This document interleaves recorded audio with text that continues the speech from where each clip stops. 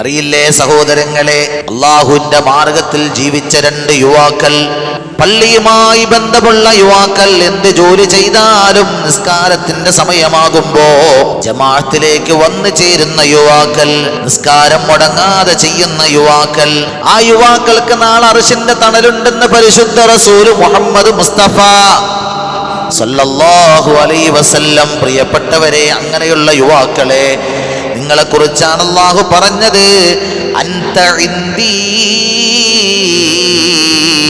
കബഅദി മലായികതി.